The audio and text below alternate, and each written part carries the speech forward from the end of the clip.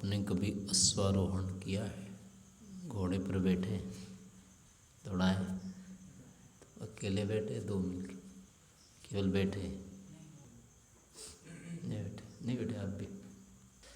चलो कोई बात नहीं, बैठ लेना कभी। अच्छा, घोड़े पर जब कोई बैठता है या जा रहा होता है तब नहीं कहते हैं कि घोड़ा जा रहा है, और गाड़ी पे बैठ के जाते हैं तो बोलते हैं गाड़ी जा रही है। मोटरसाइकिल पर बैठ के जाता है कोई तो क्या बोलते हैं? मोटरसाइकिल जा रही है। साइकिल पर, साइकिल जा रही है, आदमी जा रही है बोलते हैं, या आदमी जा रहे हैं? साइकिल जा रही है, साइकिल से जा रहा है। साइकिल जा रही है ऐसा तो नहीं बोलते। और गाड़ी को देख के, कार को देख के, कार से जा रहा है ये बोलते हैं, या कार जा रही है? कार जा रही बोलते हैं ना। रिक्शा पर, रिक्शा जा रहा है। और घोड़े पर, तो घोड़े वाले को घोड़ा जा रहा है क्यों नहीं बोलते हैं? रिक्शे वाले को रिक्शा जा रहा है बोल देते हैं। ऐसा क्यों होता है? तो वहाँ तो नहीं बोलते हैं। ट्रैक्टर पर जा रहा है, ट्रैक्टर जा रहा है ही बोलते हैं। पर गधे वाले को नहीं बोलते हैं, गधा जा रहा है। ऊँट वाले को क्या बोलते हैं? ऊँट पे जा रहा है, ऊँट जा रहा है वो भी नहीं बोलते। ऐसा क्यों होता है? दिखते तो दोनों जगह हैं। कहीं पर व्यक्ति कहा जा रहा है, कहीं पर वाहन कहा जा रहा है। हाथी को तो बोल देते हाथी जा रहा है, घोड़े को नहीं बोलते घोड़ा जा रहा है। और ऐसी कोई उदाहरण ऐसा कुछ है जिसमें कि एक जैसे ही है दोनों? कारण क्या है? मूल कारण क्या हो सकता है? क्यों हो जाता है ऐसा? एक ही कारण होगा ना सब जगह। जो कारण घोड़े में होगा वही कारण गाड़ी में होना चाहिए, क्योंकि स्थिति तो वही है। एक दो में से एक प्रधान हो जाता है। कहीं पर ये प्रधान हो जाता है, कहीं वो हो जाता है। हेतु तो दोनों का एक ही होगा कुछ। ट्रम्प आ रहा था तो उसका विमान आ रहा है नहीं बोला था? ट्रम्प को, ट्रम्प आ रहा है। तो ये वक्ता की दृष्टि से कथन है या वस्तु की दृष्टि से कथन है? जो बड़ा लग रहा है व्यक्ति उस वस्तु से बड़ा हो जाता है, या लगने वाले को लगता है इसलिए बोल देते हैं सब? कथन का आधार क्या होगा? तो सिद्धांत क्या बनेगा फिर? किस कारण से कोई वस्तु प्रधान हो जाती है, उसका ही ज्ञान हमको उभर के आता है। तो इसमें न्याय दर्शन में 26 कारण बताए हैं। अलग अलग स्थितियों में किसका ज्ञान उभरता है, किन किन कारणों से। तो उसमें एक कारण है अतिशय, अधिकता के कारण। जिसमें अधिकता दिख जाएगी उससे संबंधित ज्ञान उभर जाएगा, उसके आधार पर व्यवहार हो जाएगा। तो यहाँ साइकिल है या मोटरसाइकिल, दोनों में ही अंतर इसलिए हो जाता है। साइकिल में साइकिल की प्रधानता नहीं रहती है, इसमें चलाने वाले की रहती है। वो चलाना पड़ता है, अपने आप से चलती नहीं है वो। और मोटरसाइकिल में वो अपने आप चलती है। बैठने वाला वहाँ प्रधान, उसका पुरुषार्थ गौण हो जाता है। साइकिल में पुरुषार्थ प्रधान रहता है, इसका से होता है। तो इस कारण से व्यक्ति को वहाँ पकड़ता है, उससे संबंधित हो जाता है। ऐसे घोड़े में भी होता है। हर कोई घोड़े पर नहीं बैठ सकता है, घोड़े को नहीं चला सकता हर कोई, वो गिरा देगा उसको। तो उसमें बैठने से ज़्यादा उसको बस में रखना होता है। इस कारण से वहाँ व्यक्ति प्रधान हो जाता है, घोड़ा नहीं रहता है प्रधान। उसको बस करना पहले, फिर वो ले जाएगा। हाथी में तो दूसरा बैठता है, चलाने वाला दूसरा हो जाता है। वो हाथी जो चलाने वाला होता है उसके लिए तो जाना ही नहीं होता है वहाँ। ऐसे जो गाड़ी होती है वो ड्राइवर के लिए नहीं होती है, ड्राइवर तो गाड़ी के अंतर्गत आ जाता है। वो जो पीछे बैठता है उसके लिए होती है गाड़ी, तो उसका वहाँ पुरुषार्थ रहता ही नहीं कुछ, उसमें गाड़ी की प्रधानता हो जाती है उसकी कर्म की। नहीं, सामान्य रूप से दोनों दिख रहे हैं। जहाँ जैसे साइकिल में परिचित अपरिचित का कुछ नहीं होता है, मोटरसाइकिल में भी ऐसे ही है, रिक्शे में भी वैसे ही है। रिक्शा में तो जब बड़ा आदमी हो छोटा आदमी हो, वो सभी रिक्शे जा रही है, ठीक है। उसमें भी रिक्शा चलाने वाला जो होता है वो गौण हो जाता है, चला तो रहा है लेकिन रिक्शा उसके लिए नहीं होती है। रिक्शा उसके लिए जो चुपचाप बैठेगा उसमें, तो वो उसका फिर चलने में, गति में प्रधानता नहीं रही उस कर्म में, तो उसकी प्रधानता नहीं होने के कारण उसकी गिनती नहीं होगी। अब गाड़ी की प्रधानता रहेगी, वो रिक्शा की हो जाती है, तो इस कारण से रिक्शा की प्रधानता हो जाती है। ऐसे बस हो गया, रेल हो गया, विमान हो गया, सब जगह यही होता है। उसमें फिर यंत्र ही, वाहन ही प्रधान हो जाते हैं। जो जाने वाला होता है उसका पुरुषार्थ गौण हो जाता है, वो उसके अधीन हो जाता है, इसलिए उसके नामकरण से हो जाता है। और यहाँ जो कहीं कहीं होता है कि वो प्रधानमंत्री आ रहा है, जो आ रहा है, ये वक्ता की दृष्टि से होता है। वो बता रहा होता है, वहाँ उसकी यात्रा का कथन नहीं होता है, वहाँ गति का नहीं है। वहाँ विशेष रूप से जहाँ गति क्रिया ली जाएगी, वहाँ गति करने वाला या जिसमें गति है वो प्रधान रहेगा।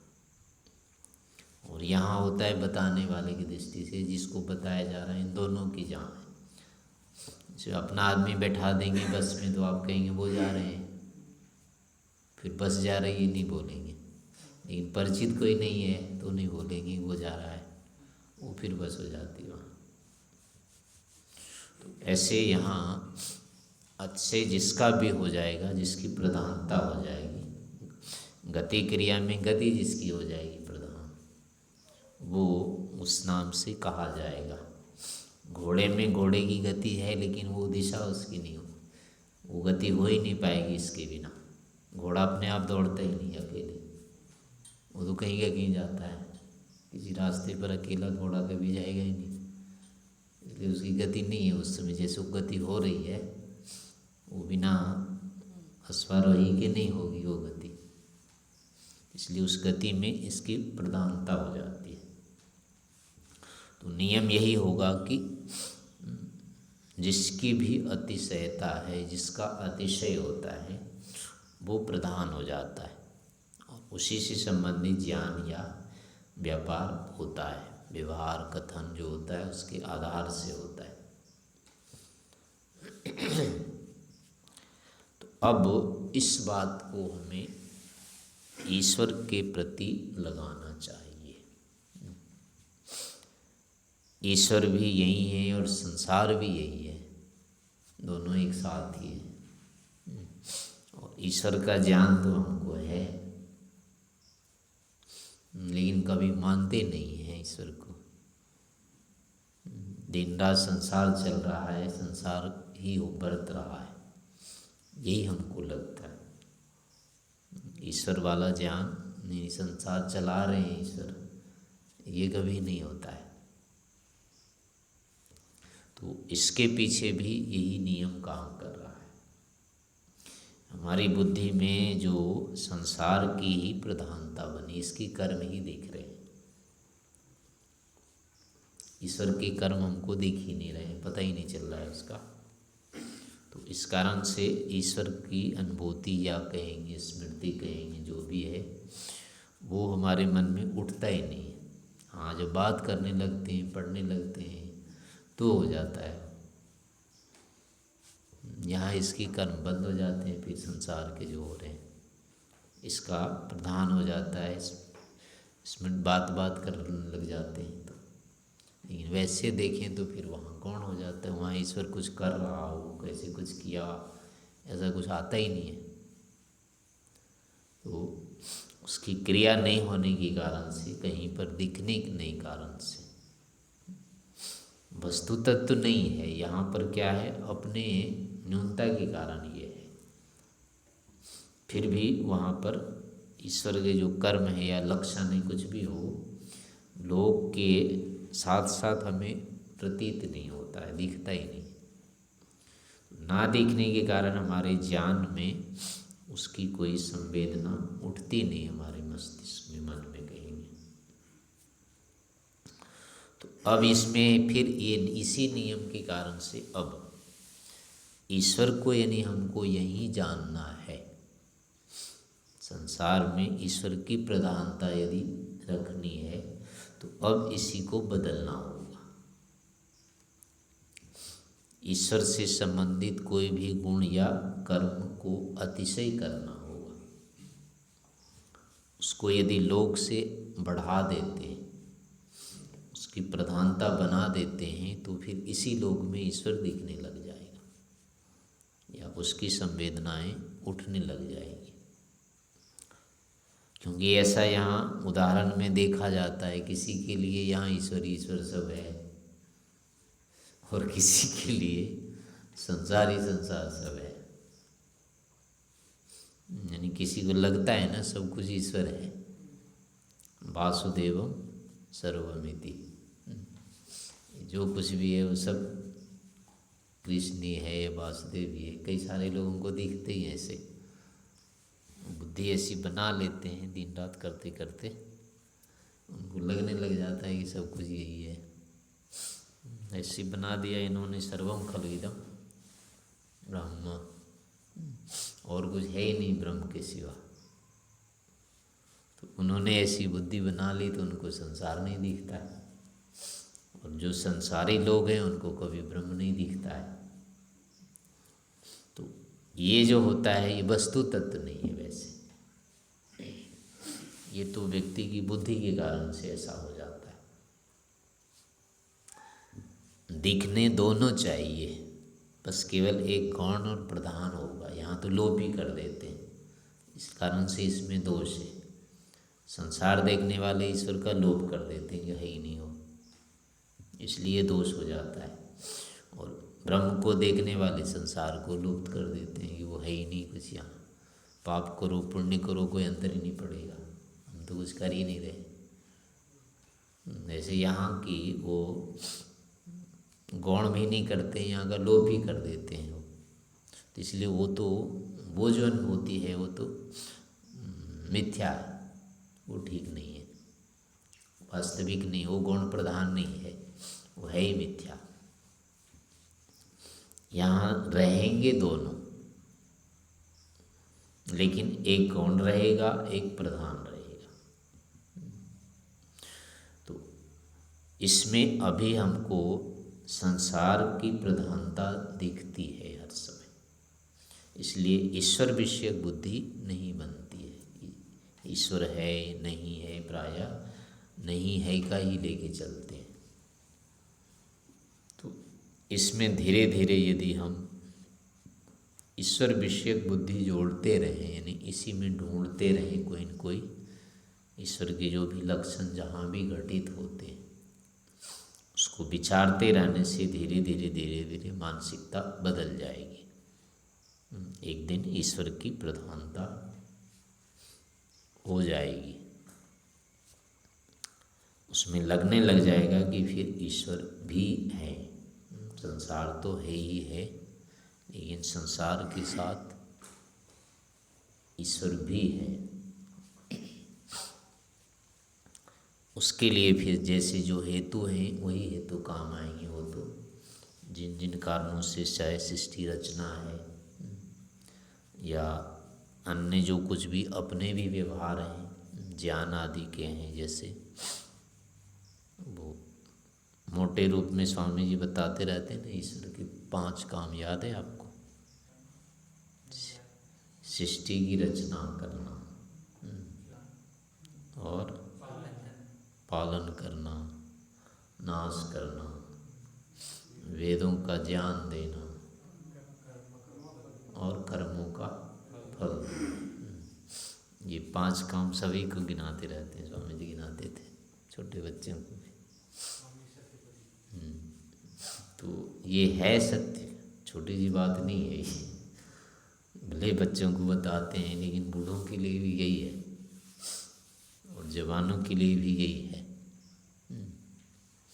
तो अपने मन में इनको भी ला सकते हैं, बस इसके ऊपर विशेष रूप से विचार करना होगा। अपनी जैसे ज्ञान की परंपरा है, कोई भी चीज़ जो हो रहा है हमको ज्ञान, इसके पीछे कोई न कोई आधार हमको पहले मिलता है। उस विषय में हम कुछ न कुछ पहले सुनते हैं किसी से, फिर आगे बुद्धि उसमें चलती है हमारी। अगर उस विषय में कुछ भी नहीं सुना जाए तो हम प्रत्यक्ष के आधार पर नहीं कर सकते उस विषय में कुछ। तो ऐसे जैसे हमारे लिए है, हम जो कुछ जान रहे हैं यहाँ पहले के सहायता से जानते हैं अपने पहले वालों की, उनके साथ भी यही स्थिति है। वो भी पहले वालों से जानते थे, आगे आगे धीरे धीरे वहाँ तक चलता जाएगा एक में। कभी ये स्थिति थी कि चूँकि हमारी भी क्या है, एक परंपरा है, हम जितने भी मनुष्य हैं, आज जो जन्मा है ना, ये संसार का अंतिम है मनुष्य। आज कहेंगे या इस समय कहेंगे, इसके आगे अभी कोई नहीं है क्योंकि काल ही नहीं आया। तो वर्तमान में जो अभी जन्मा है उसके आगे कोई नहीं है, वो सबसे अंतिम है अभी। लेकिन उसके पीछे है जन्मे हुए लोग, आगे तो कोई नहीं अभी जन्मा है, लेकिन पीछे उसके है। तो अब ये कैसी स्थिति हो गई, चक्कर वाली स्थिति नहीं हुई। जैसे ये दीवार है ना, इसका अंत तो दिख रहा है, उसके आगे नहीं है कुछ, लेकिन नीचे है। तो आगे जाने की जो परंपरा वो रुक गई उधर, तो उधर तो जाएंगे नहीं, लेकिन अब पीछे आएंगे। तो पीछे वाली परंपरा, अगर पीछे वाली भी कहीं न कहीं समाप्त होगी। कैसे समाप्त होगी? अगर ये ऊपर वाली परंपरा पीछे से किसी तरह से जुड़ जाती तो ये कहीं नहीं समाप्त होती। यानी जो गोल चक्कर होता है वो कहीं से समाप्त होता ही नहीं है। जहाँ से भी शुरू करो पीछे भी मिलेगा, आगे भी मिलेगा। तो जिसमें आगे पीछे मिलते हैं वो अनंत होता है, यानी वो कहीं समाप्त नहीं होता है, आदि अंत उसमें नहीं होता है। लेकिन जिसमें चाहे आगे समाप्त हो जाए तो वो पीछे से मुड़ते मुड़ते वहाँ, चूँकि यहाँ तक तो आ नहीं रहा है, इससे मतलब बीच में समाप्त होगा वो। इसी तरह से अगर बीच से चल दिया और पहले नहीं है तो यहाँ से अब पीछे तो जा नहीं पाएगा वो, आगे जाते जाते फिर कहीं न कहीं समाप्त हो जाएगा वो। तो इस कारण से जिसका भी चाहे आदि मिल जाए, इधर वाले या उधर छोर कोई मिलता है, उसका क्या है, शुरू हुआ है। अगर अंतिम मिल रहा है तो आरंभ हुआ है, आरंभ मिल रहा है तो अंत होगा इसका। अनादि अनंत ये नहीं हो सकता है। तो हमारी जो परंपराएं हैं यही ऐसे ही है, इसका अंतिम मिलता है, आगे नहीं मिलता है। वर्तमान समय में ये अंतिम है। ये तो अंतिम तो है ही नहीं, इसका आगे पीछे है। लेकिन पिछला भी क्या होगा, अगले से नहीं जुड़ा होने से वो कहीं न कहीं आरंभ हुआ है ये।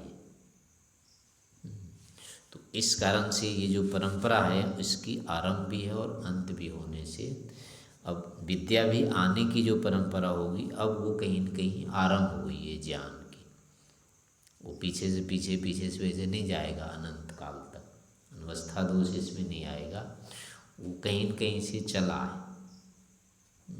तो अब चलने के बाद होगा कि हमारे में से हम पीछे होते होते एक स्थिति आ जाएगी जहाँ हम है ही नहीं अब आगे। तो अब उस पहले में कहाँ से ज्ञान आया? उसमें तो था नहीं और आने की परंपरा है। तो अब हुआ कि उसको उससे भिन्न से आया, यानी वो ज्ञान अब वहाँ ईश्वर से ही आता है। ऐसे करके ज्ञान की जो परम ज्ञान के कारण से फिर ईश्वर की सिद्धि हो जाती है अपने ही ज्ञान में, कि हमको पिछले पिछले से जानना होता है। तो ज्ञान की परंपरा धीरे धीरे अपने आप पीछे चलती चली जाएगी। तो ऐसे जन्म में भी होता है। आज जन्मा है, ये अभी किसी की माता पिता तो है ही नहीं, लेकिन पीछे पीछे माता पिता होते जाते हैं। वो जाते जाते फिर वहीं रुक जाएंगे जा कर के, क्योंकि ये दोनों मिल नहीं रहे हैं। इसमें कोई ऐसा है ही नहीं, चक्र नहीं है। चक्र नहीं होने से आदि अंत है इनका। तो अब होगा कि फिर वहाँ से पीछे जब माता पिता नहीं है तो शुरुआत हुआ। शुरुआत कैसे हुआ? फिर तो उसका आरंभ करने वाला फिर चाहिए। तो उसका आरंभक जो होगा फिर वही ईश्वर है। तो ऐसी सृष्टि रचना के भी पदार्थ हैं, जितने भी पदार्थ हैं यहाँ सब पीछे पीछे से मिलते हैं। इनके भी जो भी प्राणी उत्पन्न हुए हैं, इसके पहले वृक्ष आदि थे, इसके पहले भी वृक्ष आदि भी जब नहीं थे तो पृथ्वी थी, सपाट थी, जो भी थी। पृथ्वी से पहले सूर्य आदि होंगे, और इनसे पहले फिर भूत होंगे, भूत से पहले जो सांख्य वाला जैसे है। तो ऐसे इसमें भी क्रम मिलता है संसारिक पदार्थों में भी। एक कोई पदार्थ अभी मिलेगा जो सबसे नया होगा, लेकिन कुछ ऐसे मिलेंगे जो पुराने से पुरानी चीज़ें यहाँ मिलती हैं। तो पुरानी और नई चीज़ें एक ही जगह मिलने के कारण से सिद्ध होता है कि इनमें क्रम है। और जो क्रमिक वस्तु होगी वो अनादि अनंत नहीं हो सकती। तो सृष्टि में भी क्रम होने के कारण से ऐसे सिद्ध हो जाता है कि सृष्टि की शुरुआत हुई है, रचना इसकी हुई है। तो जिसकी रचना हुई है तो इसका मतलब रचयिता इससे पहले विद्यमान था, उसने इसकी रचना की है। तो सृष्टि के क्रम देखने से भी फिर हो जाता है कि हाँ ईश्वर है। अपने प्राणियों के भी, योनियों के भी क्रम देखने से, अपने ही क्रम वंश परंपरा देखने से भी होता है कि ईश्वर है। ऐसे अपने ज्ञान को भी देखने से होता है कि ईश्वर है। और इसी के साथ अगर जन्म होता है तो कर्मफल भी रहेगा, बिना उसके नहीं हो सकता है। और हम स्वयं कर्मफल की व्यवस्था कर नहीं सकते, क्योंकि सारे कर्मों को हम जानते ही नहीं हैं, न जानते हैं न उसको इकट्ठा कर सकते हैं। और बिना कर्मा से यानी संग्रह के हो नहीं सकता ये। तो उसका भी करने वाला कोई न कोई है, तो वो अन्य कोई नहीं हो सकता, ईश्वर ही हो सकता है। तो ऐसे सृष्टि की उत्पत्ति से सृष्टि की पालन करने में भी वही नियम आ जाएगा कि इतनी रक्षा जो इसकी हो रही है वो वस्तुतः इनमें सुव्यवस्थित नियम बने हुए हैं। नियम के कारण ये सुरक्षित है। अनियम नहीं होते, इसमें नियम नहीं होते तो सुरक्षा नहीं हो सकती थी। जहाँ हम इसके नियम को बिगाड़ देते हैं वो असुरक्षित हो जाता है। ये ठीक ठाक रहते हैं तो चलता है पूरे समय। तो वो नियम के कारण से सुरक्षित है, इसकी रक्षा एक प्रकार से होती जा रही है। तो रक्षक भी है इसका। और जो विनाशक कहते हैं, विनाशक में मतभेद भी हो सकता है। हमारा तो मानना है कि उसने जैसे रचना कर दी और ये वस्तुएं स्वतः टूटती जाती है, नई से पुरानी होना इसका स्वभाव है। तो इसका मतलब नाश होना भी इसमें अपने आप है। तो जो कि सृष्टा ने इसमें नाश होने के लिए आगे इसमें और अवयव जुड़ने की व्यवस्था नहीं रखी। जैसे अभी शरीर में भोजन देते जाएंगे तो ये चलता रहेगा, लेकिन भोजन बंद कर देंगे तो अब क्या होगा, नष्ट हो जाएगा। तो ऐसे ही इन पदार्थों में कुछ स्थिति तक तो इसमें स्वतः अवयव जुड़ने की स्थिति रखी, लेकिन एक सीमा जा कर के उसमें जुड़ने की स्थिति नहीं कर रखी, बंद कर दी। ये बीज आदि होते हैं, एक स्थिति विशेष तक ये बढ़ते हैं, यानी अवयवों को खींचते हैं, ये कालांतर में नहीं खींच पाते हैं। तो नहीं खींच पाते हैं तो मर जाते हैं। फिर ये गेहूँ आदि के पौधे जैसे हैं 3 महीने में मर जाते हैं। आगे पानी वहीं होता है, मिट्टी धूप सब कुछ होता है, लेकिन वो खींच नहीं पाते हैं तो मर जाते हैं। इसका मतलब उसमें खींचने की स्थिति उसने बंद कर दी। बाकी में ज़्यादा रखी तो अधिक सैकड़ों साल चले जाते हैं वृक्ष आदि दूसरे।